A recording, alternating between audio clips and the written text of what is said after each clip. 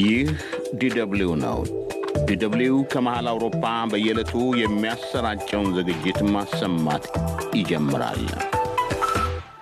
ጤና ይስጥልኝ አድማጮቻችን፣ እንደምናመሻችሁ። የ13ኛው ወር የጳጉሜ የመጀመሪያ ቀን ስርጭታችን እስከ ምሽቱ 2 ሰዓት ይዘልቃል። የዓለም ዜና፣ የዜና መጽሔት እንዲሁም ሳምንታዊዎቹ የወጣቶች ዓለም የማህበራዊ መገናኛ ዘዴዎች ቅኝትም በቆይታችን ይቀርባሉ። አብራችሁ እንድትቆዩ የምጋብዛችሁ የዛሬውን ስርጭት በመምራት አብሬያችሁ የምዘልቀው ሂሩት መለሰ ነኝ።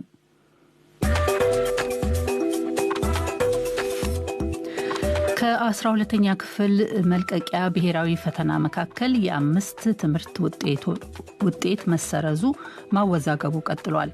ብዙዎች ቁም ስቅል ያዩበት የማዕከላዊ እስር ቤት ዛሬ ለጎብኚዎች ክፍት ሆኗል። የድሬዳዋ መስተዳድር ፖሊስ 140 ኪሎ ግራም የሚመዝን ካናቢስ የተባለውን አደንዛዥ እጽ ዛሬ ያቃጥሏል። በእነዚህ ላይ ያተኮሩ ዘገባዎች በዜና መጽሔት ዝግጅታችን ተካተዋል። የወጣቶች ዓለም ኢትዮጵያውያን ተማሪዎችን የሚደግፉ አውሮፓውያን ተማሪዎችን ያስተዋውቀናል። የማህበራዊ መገናኛ ዘዴዎች ቅኝት ደግሞ ሰሞኑን በማህበራዊ መገናኛ ዘዴዎች አነጋጋሪ ከነበሩ ጉዳዮች መካከል ሁለቱን ያስቃኘናል። በመጪው እሁድ የሚተላለፈውን እንወያይም ባጭሩ እናስተዋውቃችኋለን። እነዚህ ዝግጅቶቻችን በራዲዮ በ13780 ኪሎ ሄርዝ 22 ሜትር ባንድ እና በ11995 ኪሎ ሄርዝ 25 ሜትር ባንድ ላይ ይደመጣሉ። የአዲስ አበባና አካባቢዋ አድማጮች በኢትዮ ኤፍኤም 107.8 ላይ ስርጭታችንን መከታተል ትችላላችሁ። በሳተላይት በድር 4 በ11996 ሜጋሄርዝ DWA 2 26 ዲግሪ ኢስት ሆሪዞንታል በናይል ሳት 201 7 ዲግሪ ዌስት ቨርቲካል በ11976 ሜጋሄርዝ DWA 2 ላይም እንገኛለን። ከድረገጻችን ወይንም DW አምሃሪክ በተባለው አፕሊኬሽን በተንቀሳቃሽ ስልክና ታብሌትም እንደመጣለን። በፌስቡክ DW አምሃሪክ ብላችሁ ብትፈልጉን ስርጭታችን በቀጥታ ሲተላለፍ ማድመጥና አስተያየት መስጠትም ትችላላችሁ።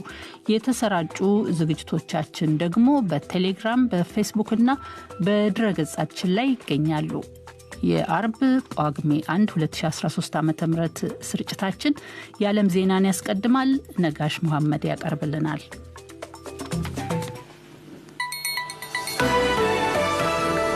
የዲደብሊው ዜና በቅድሚያም ርዕሶቹን እንሆ። የድሬዳዋ ናሽናል ሲሚንቶ ፋብሪካ ሰራተኞች ዛሬ የሥራ ማቆም አድማ መቱ። ሰራተኞቹ እንደሚሉት አድማውን የመቱት ከዚህ ቀደም በየጊዜው የሚያገኙት የማነቃቂያ ጉርሻን ወይም ቦነስን ፋብሪካው በማቋረጡ ነው። የዚምባብዌ የነጻነት ተፋላሚ የአፍሪቃዊነት አቀንቃኝ አብዮታዊና የረጅም ጊዜ መሪ ሮበርት ሙጋቤ በመሞታቸው ዚምባብዌ ዛሬ ሐዘን ላይ ናት። የተለያዩ ሀገራት መሪዎችና ፖለቲከኞችም ሐዘናቸውን እየገለጹ ነው። ከ2 ዓመት ግድም በፊት ስልጣናቸውን ተገፍተው የለቀቁት ሙጋቤ ሲንጋፖር ውስጥ በሕክምና ሲረዱ ነበረ። ዛሬ ጠዋት ሞቱ። 95 ዓመታቸው ነበር። ጀርመንና ቻይና የዓለም ነፃና የጋራ ንግድ ያጋጠመውን አደጋ ለማስወገድ ተባብረው እንደሚጥሩ የሁለቱ ሀገራት መሪዎች አስታወቁ። ቻይናን የሚጎበኙት የጀርመኗ መራሄተ መንግሥትና የቻይናው ጠቅላይ ሚኒስትር ዛሬ እንዳሉት ዩናይትድ ስቴትስና ቻይና በገጠሙት የንግድ ጦርነት ሰበብ የዓለም ምጣኔ ሀብት እያሽቆለቆለ፣ ግለኝነት እየተጠናከረ ነው። ዜናው በዝርዝር የድሬዳዋም ናሽናል ሲሚንቶ ፋብሪካ ሰራተኞች ጥቅማ ጥቅም ያሉት ክፍያ እንዲሰጣቸው በመጠየቅ ዛሬ የሥራ ማቆም አድማ መቱ። ከአድመኞቹ አንዱ ለዶይቼ ቬለ እንደነገሩት ሰራተኛው ከዚህ ቀደም የሚያገኘው የማነቃቂያ ጉርሻ ወይም ቦነስ እንዲሰጠው ከረጅም ጊዜ በፊት ጥያቄ ቢያቀርብም የፋብሪካው ኃላፊዎች ተገቢውን መልስ አልሰጡትም። በተለይ ቦነስ የሚሰጠው የዓመቱ የምርት አፈጻጸም ይታይና ይሰጥ ነበር። ከዚህ በፊትም የ2 ወር ደሞዝ ተሰጥቷል። ዘንድሮ ግን ያው አላተረፍም የሚል ጥያቄ ነው ያቀረቡት አመራሮቹ። ነገር ግን ያመረተው ምርት አለ፣ አቺቭ የሚያደርገውን ታርጌት ኦልሬዲ መጥቷል። በዛ አንጻር ጥያቄ ስንጠይቅ ነበር። ሰራተኛ ማህበሩን ስንጠይቅ ነበረ። ጥያቄው ከኛ ማኔጅመንት አልፎ እስከ ቦርድ ኦፍ ዳይሬክተር ሄዶ ምላሽ አልተገኘም። ከዛ ነው ሰራተኛው ወደ ስራ ማቆም ትንሽ ይገባ። ሰራተኞቹ ዛሬ ጠዋት አድማ መምታታቸው እንደተሰማ የድሬዳዋ ጸጥታ አስከባሪዎች ወደ ፋብሪካው ቅጥር ግቢ መግባታቸውን ሰራተኞቹ አስታውቀዋል። ይሁንና ዛሬ ውሎውን ግጭትም ሆነ የጸጥታ መታጎል አልተፈጠረም። የድሬዳዋ ወኪላችን መሳይ ተክሎ የፋብሪካውን ኃላፊዎች በስልክ ለማነጋገር ቢሞክርም ለዛሬ አልተሳካለትም። ነባሩን የድሬዳዋ ሲሚንቶ ፋብሪካ ገዝቶ ያስፋፋው የድሬዳዋ ናሽናል ሲሚንቶ ፋብሪካ ከ1600 በላይ ሰራተኞች አሉት። የቀድሞው የዚምባብዌ የረጅም ጊዜ መሪ ሮበርት ሙጋቤ በመሞታቸው የሀገራቸው ሕዝብ፣ የተለያዩ ሀገራት መሪዎች፣ ፖለቲከኞችና ዲፕሎማቶች ዛሬ ሐዘናቸውን ሲገልጡ ነው የዋሉት። ሮበርት ጋብርኤል ሙጋቤ የነጻነት ተዋጊ፣ የነጻይቱ ዚምባብዌ መስራች፣ የአፍሪቃዊነት አቀንቃኝ፣ የዚምባብዌ የ37 ዘመን መሪ ነበሩ። የዛሬ 2 ዓመት ግድም በጦር ኃይሎች ጫና ስልጣን ለቀቁ። ዛሬ ሲንጋፖር ውስጥ አረፉ። 95 ዓመታቸው ነበረ። 95 ዓመት ረጅም ዕድሜ ነው። በእኔ ባህል ይህን ያህል ዕድሜ የኖረ ሰውን በደስታ እናከብረዋለን እንጂ ሞት አንልም። ስለዚህ የእሳቸውን ዕድሜ ውርስ ቅርሳቸውን እያከበርን ነው። ጥሩ አስተምሮ አላቸው የሚል ተስፋ አለኝ። ጽኑ የነጻነት ተፋላሚ፣ ቆራጥ አብዮታዊ፣ የማይበገሩ ነበሩ። የናሚቢያው ፕሬዚደንት ሄግ ጋንጎር ናቸው።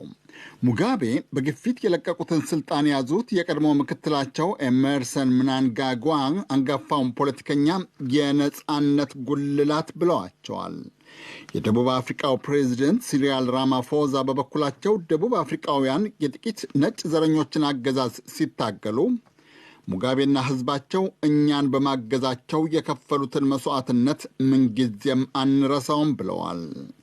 የቀድሞ የዚምባብዌ ቅኝ ገዢ የብሪታንያ ጠቅላይ ሚኒስትር ቃል አቀባይ ግን ሙጋቤን ሀገሪቱን የከፋፈሉ በማለት ሲያወግዟቸው፣ የቻይና ውጭ ጉዳይ ሚኒስቴር ቃል አቀባይ በአንጻሩ የሀገራቸውን ነጻነት ለማስከበር ዕድሜ ልክ የታገሉ በማለት አድንቀዋቸዋል። ሙጋቤ የዚምባብዌን ነጻነት ለማስከበር ዕድሜ ልካቸውን የታገሉ እውቅ የነጻነት ንቅናቄና የሀገር መሪ ነበሩ። የውጭ ጣልቃ ገብነትን አጥብቀው የሚቃወሙ፣ በዚምባብዌና በቻይናና በአፍሪቃ መካከል የወዳጅነት ትብብር እንዲዳብር የጣሩም ነበሩ። ለዚምባብዌ ሕዝብ መንግስትና ለሙጋቤ ቤተሰብ ሀዘናችንን እንገልጻለን። የዚምባብዌ ተቃዋሚ ፖለቲከኞችን ጨምሮ የመላው አፍሪካ ሀገራት መሪዎች የሙጋቤን ትግል፣ ቆራጥነት፣ ፖለቲካዊ አቋምና የአመራር ብስለትን አድንቀዋል። ካዱና የተባለው የናይጄሪያ ግዛት አገረ ገዢ ናስር አህመድ ኤል ሩፋይ የብዙዎችን አባባል መጠን አድርገው ገለጡት። በጣም ጥሩ ጀመሩ፣ ረጅም ዘመን ቆዩ፣ ፍጻሜያቸው አሳዛኝ ነው፣ ምንጊዜም ግን የአፍሪቃ ጀግና ናቸው ብለው ሮበርት ጋብርኤል ሙጋቤን። ይህ ዶቼ ቬለ ነው። የሮማ ካቶሊካዊት ርዕሰ ሊቃነ ጳጳሳት ፍራንሲስ አንዳንድ ያሏቸውን የሞዛምቢክ ፖለቲከኞችን፣ የንግድ ኩባንያ ባለቤቶችና የንግድ ድርጅት ባለቤቶችን በሙሰኝነት ወቀሱ። ርዕሰ ሊቃነ ጳጳሳቱ ዛሬ ማፑቶ ስታዲዮም ውስጥ በመሩት ጸሎት ላይ ለታደመው ሕዝብ እንደነገሩት የሞዛምቢክ ፖለቲከኞችና ቱጃሮች የውጭ ኃይላትን ድጋፍና ጥቅም ለማግኘት ሲሉ ራሳቸውን በሙስና ዘፍቀዋል። የሞዛምቢክን ሕዝብንም ለድህነት አጋልጠውታል። እንደ ካቶሊኩ መሪ ሞዛምቢክ በተፈጥሮ ሀብትና በባህል የበለጸገች ሀገር ናት። ይሁንና ከፍተኛ ቁጥር ያለው የሀገሪቱ ሕዝብ የሚኖረው ከድህነት ጠገግ በታች ነው። አንዳንዴ እርዳታ እንሰጣለን የሚሉ አንዳንድ ወገኖች ዓላማቸው ሌላ ነው። አሳዛኙ ነገር ይህ የሚፈጸመው ራሳቸውን ለሙስና ባጋለጡ የአንድ ሀገር እህትና ወንድሞች ነው። ሙስናው ከውጭ እርዳታ ለማግኘት ሲባል የሚደርስ ነው ብሎ ማሰብ በጣም አደገኛ ነው። ርዕሰ ሊቃነ ጳጳሳቱ አብነት የጠቀሱት የሙስና ወንጀል ወይም ወንጀለኛ የለም። ይሁንና ሞዛምቢክ ከጥቂት ዓመታት በፊት በብድር ካገኘችው ገንዘብ ውስጥ $2 ቢሊዮን የሀገሪቱ ባለሥልጣናት ያደረሱበት አለመታወቁ በቅርቡ ታውቋል። ርዕሰ ሊቃነ ጳጳሳት ፍራንሲስ በሞዛምቢክ ያደረጉትን ጉብኝት ዛሬ አጠናቀው ወደ ማዳጋስካር ተጉዘዋል። ከማዳጋስካር ቀጥሎ ሞሪሸስን ይጎበኛሉ ተብሏል። የደቡብ የመን ተገንጣይ ኃይላት ስልታዊቱን የአድን ከተማን ዓለም አቀፍ ዕውቅና አለው ለሚባለው ለየመን መንግሥት ካላስረከቡ የኃይል እርምጃ እንደምትወስድ ሳውዲ አረቢያ አስጠነቀቀች።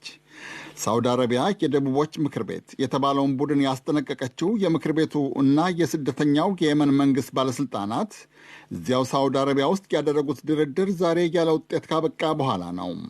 በተባበሩት አረብ ኤሚሬቶች የሚደገፈው ተገንጣይ ቡድንና በሳውዲ አረቢያ የሚረዱት የየመን ፕሬዚደንት የአብድረቦ መንሱር ሃዲ ተወካዮች ጅዳም ሳውዲ አረቢያ ውስጥ በስማ በለው ሲደራደሩ ነበረ።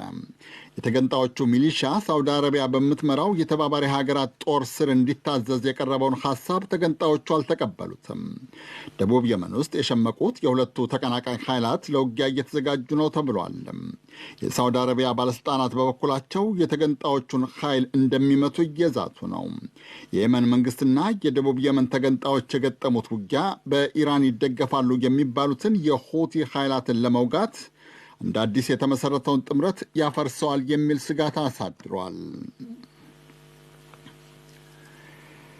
ጀርመንና ቻይና የዓለም ነፃና የጋራ የንግድ ልውውጥ የተጋረጠበትን አደጋ ለማስወገድ እንደሚጥሩ የሁለቱ ሀገራት መሪዎች ቃል ገቡ።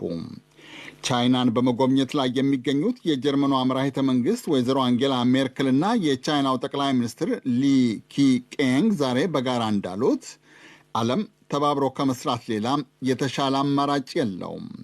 የዩናይትድ ስቴትሱ ፕሬዚደንት ዶናልድ ትራምፕ በጣሉት አዲስ ቀረጥ ሰበብ ቻይና ከአሜሪካ ጋር የገጠመችው የንግድ ጦርነት የዓለምን ምጣኔ ሀብት እድገት ማደናቀፉን የቻይናው ጠቅላይ ሚኒስትር አስታውቀዋል። የጀርመኗ መራሒተ መንግሥት በበኩላቸው እንዳሉት ጀርመንና ቻይና የጋራ የንግድ ልውውጥን ከአደጋ ለማዳን ምሳሌ መሆን ይፈልጋሉ። የጋራ የንግድ ግንኙነታችንን ከአደጋ ለመከላከል በሚደረገው ጥረት ሁለቱ ሀገሮቻችን ምሳሌ መሆን ይሻሉ። እስካሁን ድረስ ቻይናና ዩናይትድ ስቴትስ በንግድ ጉዳይ አልተስማሙም። አለመስማማታቸውም አሜሪካና ቻይናን ብቻ ሳይሆን በእኛ በጀርመኖችና በኩባንያዎቻችን ላይ ጫና አሳድሮብናል። ጠንካራ የዓለም ንግድ ድርጅት ያስፈልገናል። ጠንካራ የጋራ የንግድ ስልትም ያስፈልገናል። ይህ ለሁላችንም ጠቃሚ ነው።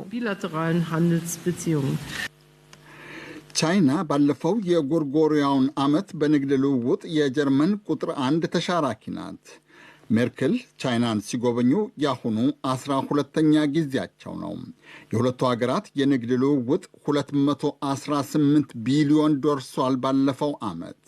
ሜርክል በአሁኑ ጉዟቸው ለቻይና ማዕከላዊ መንግሥት የሚወግኑት የሆንግ ኮንግ ባለሥልጣናት በተቃውሞ ሰልፈኞች ላይ ያደርሱታል የተባለውን በደል እንዲያወግዙ የመብት ተሟጋቾች ግፊት ሲያደርጉባቸው ነበረ። ይህ ዶቼ ቬለ ነው።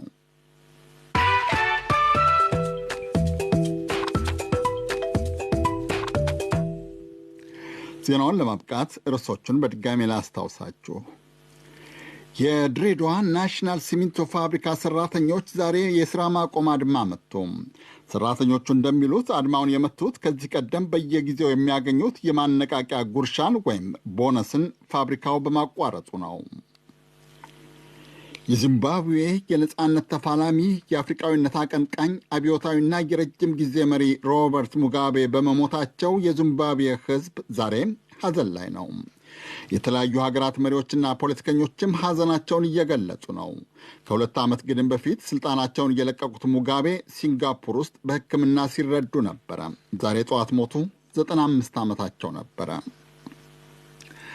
ጀርመንና ቻይና የዓለም ነፃና የጋራ ንግድ ያጋጠመውን አደጋ ለማስወገድ ተባብረው እንደሚጥሩ የሁለቱ ሀገራት መሪዎች አስታወቁ። የዜናው መልእክት የእስካሁኑ ነበር። የዓለም ዜና ያቀረበልንን ነጋሽ መሐመድን አመሰግናለሁ።